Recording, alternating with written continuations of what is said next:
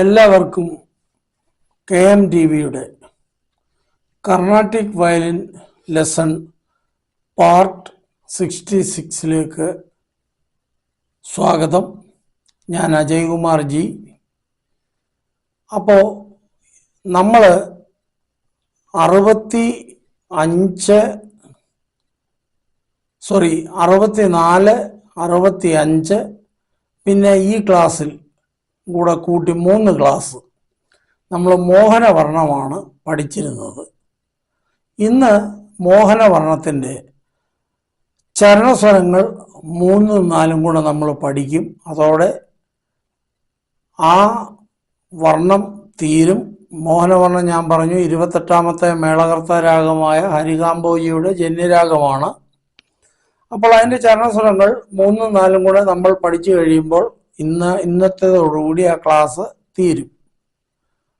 അടുത്ത ക്ലാസ്സിൽ ഇതേ വർണ്ണം തന്നെ നമ്മൾ ചെറിയ തോതിൽ ഗമകം കൊടുത്ത് എങ്ങനെ വായിക്കും എന്നുള്ളതും കൂടി പഠിക്കും. ഇതുകൂടാതെ പലരും എന്നോട് ഇടയ്ക്കിടയ്ക്കായിട്ട് ഒരുപാട് സംശയം ചോദിക്കുന്നുണ്ട്. സർ, ഫിംഗർ മൂവ്മെൻറ്റ്സ് എങ്ങനെയാണ്? ഞാൻ ആദ്യമായിട്ട് നിങ്ങളോടൊരു കാര്യം പറയാൻ പോകുന്നു. ഞാൻ വളരെ സിസ്റ്റമാറ്റിക്കായിട്ട് ശ്രീ സുരേഷ് നാരായണൻ അവറുകൾ എഴുതിയ ബുക്കിൻ്റെ അടിസ്ഥാനത്തിൽ ഈ കർണാടക സംഗീതത്തിൻ്റെ ക്ലാസ് മുന്നോട്ട് കൊണ്ടുപോവുകയും ഗമകങ്ങൾ നമ്മൾ കൈവശപ്പെടുത്തണമെങ്കിൽ ഏതൊക്കെ രീതിയിലുള്ള പ്രാക്ടീസ് അതിനാവശ്യമാണെന്നും ഞാൻ പല ക്ലാസ്സുകളിലായിട്ട് പറഞ്ഞിരുന്നു. അപ്പോൾ ഏതാണ്ട് 64 എപ്പിസോഡുകളോളം ആയ ഒരു ക്ലാസ്സിൽ ഏത് ഭാഗത്താണ് പർട്ടിക്കുലറായിട്ട് ഈ ഗമകങ്ങളുടെ കാര്യം പറഞ്ഞിരിക്കുന്നതെന്ന് പറയാൻ ശകലം ബുദ്ധിമുട്ടുണ്ട്. എങ്കിലും ഈ ചരണസ്വരങ്ങൾ, ഈ നമ്മുടെ മോഹനവർണ്ണത്തിൻ്റെ ചരണസ്വരങ്ങൾ വായിച്ചതിന് ശേഷം ഞാൻ ഒരു തവണ കൂടി അതെല്ലാവർക്കുമായിട്ട് ഒന്ന് വായിച്ചു തരുന്നതായിരിക്കും. നിങ്ങൾ ആ രീതിക്ക് പ്രാക്ടീസ് ചെയ്തെങ്കിൽ മാത്രമേ ഈ ഗമകം നിങ്ങളുടെ കൈവശം വരികയുള്ളൂ. അല്ലാതെ ചുമ്മാതെ കർണാടക സംഗീതത്തിൽ നമ്മൾ ബോവച്ച് വായിച്ചാൽ ഇത് കിട്ടുകയില്ല. വളരെ കഷ്ടപ്പാടുകളുണ്ട്. അത് തന്നെയുമല്ല, ഓരോ രാഗങ്ങൾക്കും ഗമകം കൊടുക്കുന്ന രീതി വേറെ വേറെയാണ്. ഇപ്പം ശങ്കരാഭരണത്തിന് കൊടുക്കുന്ന ഗമകമല്ല നമ്മൾ മായാമാളവ ഗൗളയിൽ കൊടുക്കുന്നത്. അങ്ങനെ ഓരോ രാഗങ്ങളിലും ഡിഫറൻസ് ഉണ്ട്. അത് മുന്നോട്ട് മനസ്സിലാക്കി പോകണമെങ്കിൽ നമ്മളെല്ലാ ക്ലാസ്സുകളും കൃത്യമായിട്ട് അറ്റൻഡ് ചെയ്തേ പറ്റത്തുള്ളൂ. എങ്കിലും ഒരു തവണ കൂടെ ഞാനത് പറഞ്ഞു തരുന്നതായിരിക്കും ഈ ക്ലാസ്സിന് ശേഷം.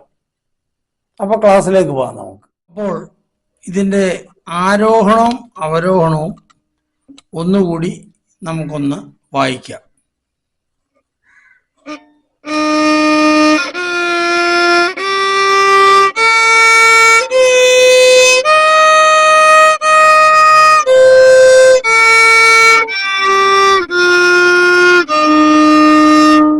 ഇപ്പോൾ ഗമകം കൊടുക്കാതെ നിങ്ങൾ ഈ രീതിയിൽ ആരോഹണവും അവരോഹണവും വായിച്ചാൽ മതി. ഒന്നുകൂടെ ഞാൻ വായിക്കാം.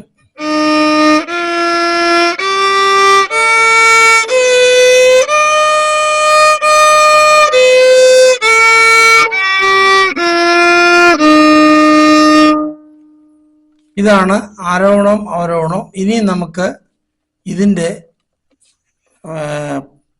ചരണസ്വരങ്ങൾ 3ലേക്ക് നമുക്ക് പോകാം.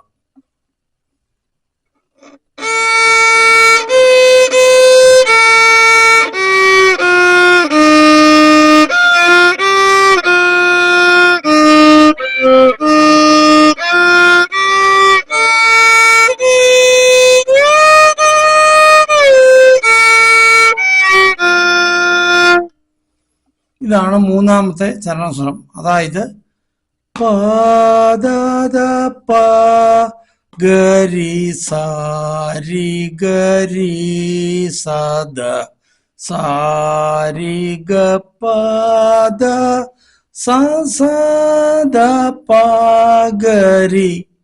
ഇത്ര നമ്മൾ വായിച്ചു കഴിഞ്ഞിട്ട് ഉടൻ തന്നെ ഗ ഗ ഗ ഗരി ചരണം രി ഗ പ ഗ പ ഗ ഗ ദ ദ പ ഗ ഗ ദ പ ഗ പ ഗ രി സ രി. ഇത് വായിക്കണം. അപ്പം നമുക്കൊന്നുകൂടെ വായിക്കാം.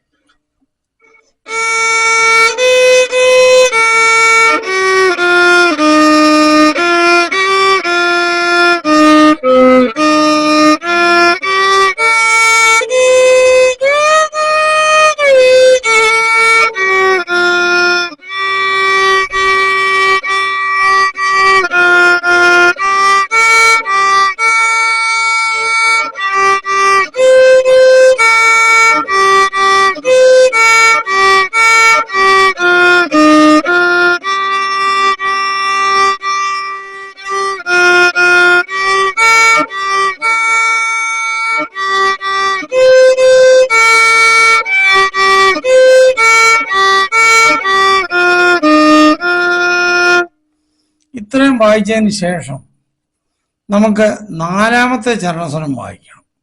ഇവിടെ ഞാൻ 2 തവണ ചരണം വായിച്ചു. അതെന്തിനാണെന്ന് വെച്ചാൽ നിങ്ങൾക്ക് കാണാൻ വേണ്ടിയിട്ടാണ്. അപ്പം നാലാമത്തെ ചരണസ്വരങ്ങൾ അതിപ്രകാരമാണ്. സാരി ഗരി സരി സ സാരി ഗരി സരി സദ സദ പ ഗരി സരി സ സരി രി ഗ ഗ പ പ ദ ദ സരി ഗരി ഗരി ദ സരി സരി സ പ ദ സ ദ സ ദ ഗ പ ദ പ ദ പ രി സ ദ പ ഗ രി സ രി ഗ ഗ. വീണ്ടും ചരണമാണ് വായിക്കുന്നത്. ഗ ഗ ഗ ഗരി രി ഗ പ ഗ പ ഗ ഗ ദ ദ പ ഗ ഗ ദ പ ഗ പ ഗ രി സ രി. ഇത്രയും വന്നു കഴിഞ്ഞ് നമുക്ക് ഈ വർണ്ണം നിർത്തുന്നതിലേക്ക് ഒന്ന് പോകണം. വീണ്ടും ഈ ചരണത്തിന്റെ ഗ ഗ ഗ ഗരി രി ഗ പ ഗ പ. ഒന്നുകിൽ സായിലോ പായിലോ വേണം നിർത്താൻ. അതിനാണ് അങ്ങനെ ചെയ്യുന്നത്. അപ്പം നാലാമത്തെ ചരണസ്വരത്തിലേക്ക് നമുക്ക് പോവാം.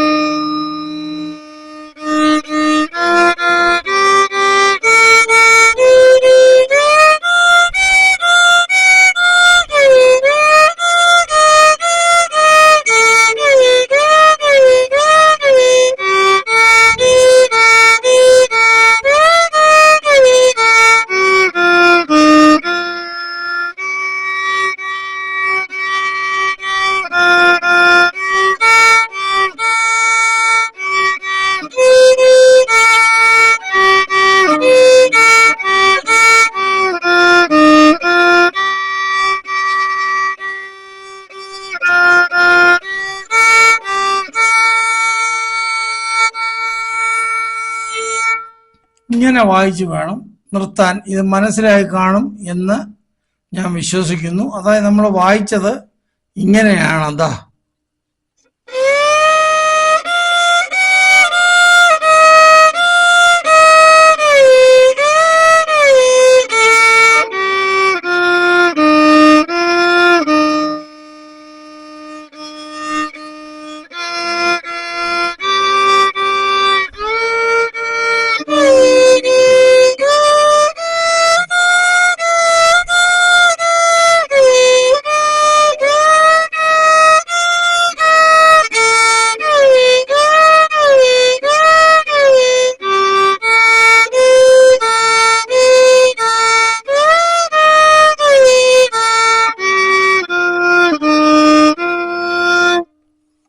ഇത്ര മാത്രമേ ഉള്ളൂ. നന്നായി ഇത് പ്രാക്ടീസ് ചെയ്യുക. ആദ്യം വളരെ പതുക്കെ എന്ന് പറഞ്ഞാൽ തീരെ അങ്ങ് സ്ലോ ആവരുത്. പ്രാക്ടീസ് ചെയ്യുക. അങ്ങനെയാണ് നമ്മുടെ കൈക്ക് വേഗത കിട്ടുന്നത്. അല്ലാതെ Carnatic musical without practice there is no gain. അങ്ങനെയാണ് അതിൻ്റെ പോളിസി. അപ്പം നല്ലപോലെ പ്രാക്ടീസ് ചെയ്യുക. അപ്പോൾ ഇതിന് ഗമകം ഇടുന്ന രീതിയുമായി ഞാൻ അടുത്ത ക്ലാസ്സിൽ കാണും. എന്നാൽ ഇപ്പോൾ ഞാൻ ആദ്യം പറഞ്ഞ പോലെ ചില സംശയങ്ങൾ ചോദിച്ചിരുന്നു. അതിന് ഗമകം ഇടുന്നത് എങ്ങനെയാണ് നമ്മുടെ ഫിംഗർ മൂവ്മെന്റ്. ഇതാ കണ്ടോളൂ. നമ്മൾ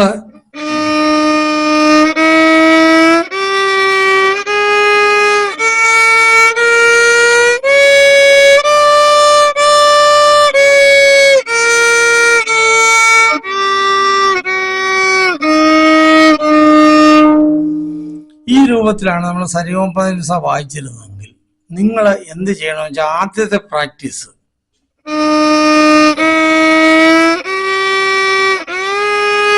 അല്ലെങ്കിൽ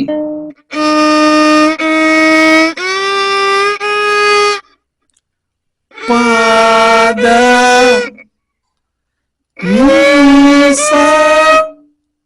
അല്ലെങ്കിൽ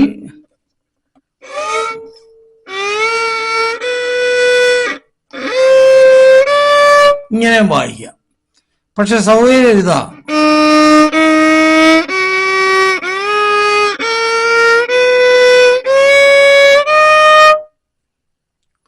എന്നിട്ട്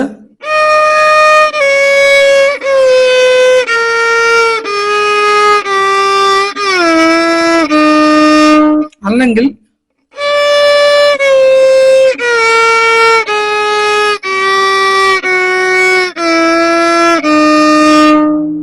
അടുത്തത് അതുപോലെ തന്നെ ഇവിടെ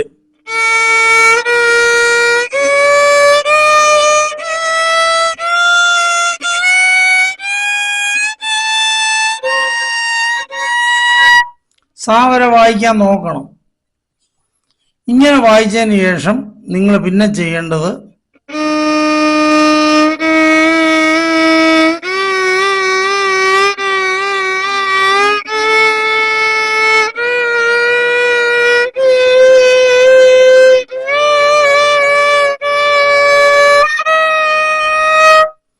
ഈ ഫിംഗറിങ്ങിന് ഒരെന്തോന്ന് കൊടുക്കുക. അതിനുശേഷം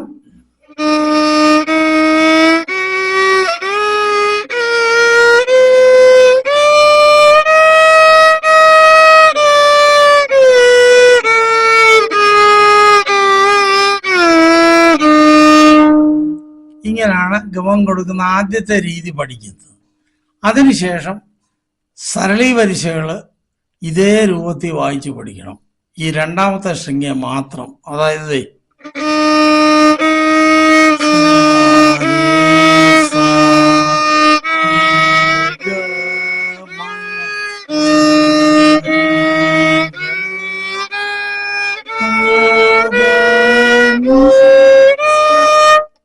വീണ്ടും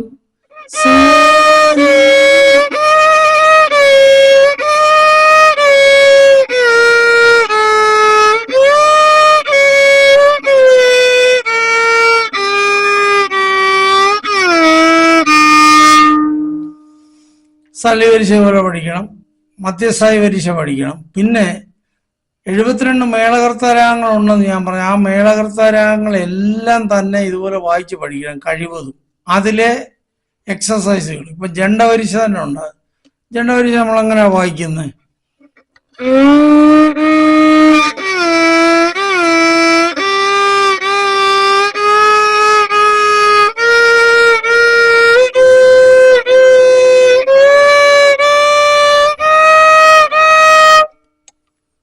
ഈ രൂപത്തിൽ ഇതെല്ലാം വായിക്കണം. എങ്കിൽ മാത്രമേ ഈ ഗമം നമ്മുടെ കയ്യിൽ വരുള്ളൂ. അതിനുശേഷം നമ്മൾ ഏത് രാഗം വായിക്കുന്നോ അത് ഓട്ടോമാറ്റിക്കലി നമ്മുടെ കയ്യെ വരും. അതിനെങ്ങനെ ഗമകം കൊടുക്കണം, അതിൻ്റെ കാരണം ഇപ്പോൾ ഒന്നും ഉണ്ടായിട്ടല്ല ഞാൻ പറയുന്നത്. നിങ്ങളിത് കേൾക്കണം. അപ്പം ഗ ഗ നമ്മുടെ മോഹനവർണ്ണം തന്നെ ഗ ഗ രി രി സാ സാ രി രി. അപ്പൊ നമ്മൾ എങ്ങനെ ഗമം കൊടുക്കും?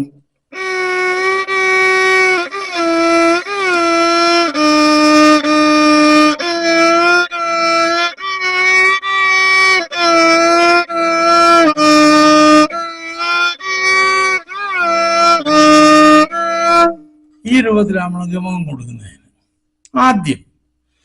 അപ്പം ഇത് നമ്മളൊരു എപ്പിസോഡ് അത് മാത്രം കണ്ടിട്ട് ഞാൻ ഇപ്പോൾ ഗമകം ഇട്ട് കളയാന്ന് വെച്ച് കഴിഞ്ഞാൽ നടക്കുകയില്ല. വെസ്റ്റേൺ മ്യൂസിക്കിനകത്താണെങ്കിൽ നമ്മൾ വയലിൻ ഈ രൂപത്തിൽ നമ്മൾ തോളയിൽ വെച്ചിട്ട് അതിനെന്താ ഇങ്ങനെ കഴിഞ്ഞ് നമ്മൾ ഫ്രില്ലിങ്ങാണ് കൊടുക്കുന്നത് ഇങ്ങനെ.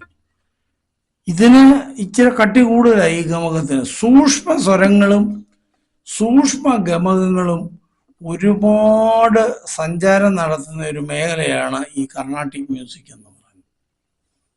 അപ്പോൾ അതിലേക്ക് എത്താൻ തന്നെ ഇപ്പോഴും എൻ്റെ മനസ്സിനോട് ചോദിച്ചാൽ അവിടെ എത്താൻ സാധിച്ചോ എന്ന് ചോദിച്ചാൽ നമുക്ക് ഒരിക്കലും നമുക്ക് സന്തോഷം വരത്തില്ല. കാരണം പ്രാക്ടീസ് ചെയ്യുന്നവരോ ഒന്നുകൂടെ മനോഹരമാക്കണം ആ രൂപത്തിലേ പോകുള്ളൂ.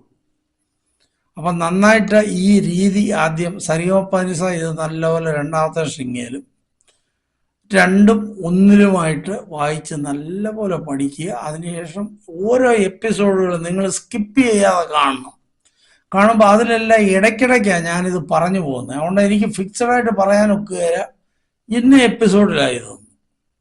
അപ്പം അങ്ങനെ പ്രാക്ടീസ് ചെയ്യുക. ഈ മോഹനവർണം നിങ്ങൾ പ്രാക്ടീസ് ചെയ്യുക. അപ്പോൾ വീണ്ടും ഒരു പുതിയ എപ്പിസോഡുമായി നമ്മൾ തമ്മിൽ കാണുന്നിടം വരെ എല്ലാവർക്കും എൻ്റെ നന്ദി, നമസ്കാരം.